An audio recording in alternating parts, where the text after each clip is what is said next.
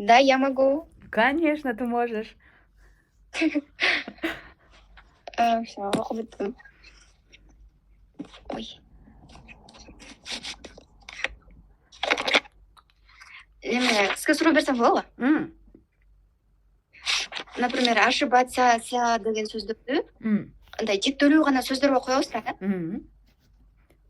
Бул ся дегенде, Тауып койсок смотрите, мага ся дегенде чектелүү сөздөргө коебуз дегенде, сен, я понимаю, о чем ты, что ты имеешь в виду. Бул сөздөргө биз аны койбойбуз, сяны. Ал сясы бар сөздөр бар, сясы жок сөздөр бар. Просто эле. Аны биз сяны могу жака кое салайын деп биз аны чечпейбиз. Просто ошибаться деген сөз бар го, мисалы үчүн, или бояться, или смеяться деген сясы бар сөздөр бар, жок сөздөр бар. И все. Бар сөздөр өзүнчө өзгөрүлөт. Например, смеяться дегенде я смеюсь, ты смеешься, он смеется, мы смеемся, вы смеетесь, они смеются. Прошедшее время кандай болот? Прошедшее время. Она. Вчера она как будет? Смеяться деген прошедшее время. Женский род. Смеялась. Смеялась. Он смеялась. Да, смеялась. Он как будет? Он. Она смеялась. Да, правильно, она смеялась. Он как будет? Он. Он смеялся. Они смеялись. О, молодец. Все. Сясы менен бүткөн сөздүн баары ушуга оп-окшош болот окончаниясы. Например, ошол эле сөздү бояться деген сөздү алалы. Я, давай. Я как будет? Настоящее времяда. Я боюсь. Ты боишься? Боишься. Ты боишься? Он. Она боится? Мы боимся? Вы боитесь? Они боятся. Боятся. Боятся. Прошедшее время. Он боялся? Она боялась? Они боялись. О, Кудай. Может, еще раз попробуйте? Ой.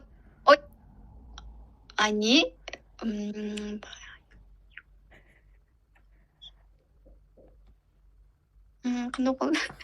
смеяться кандай болду эле? Они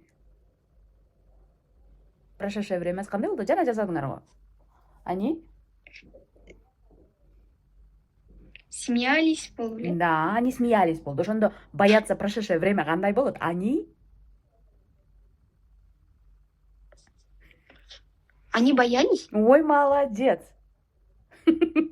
Так и будет.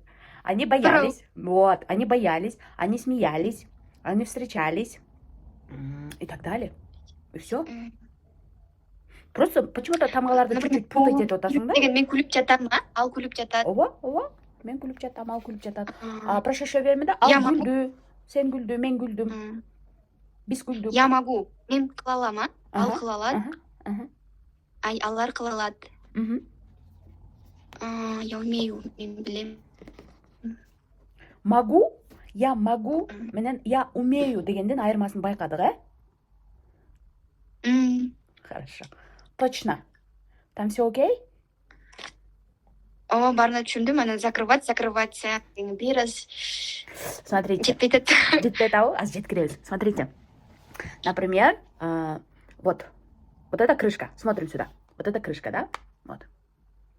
Я закрываю. Мен катышсам, мен жаптым деп атам. А крышка жабылды десем, просто эле. Мен деп айтпадым, просто крышка жабылды десем, крышка закрылась деп айтам.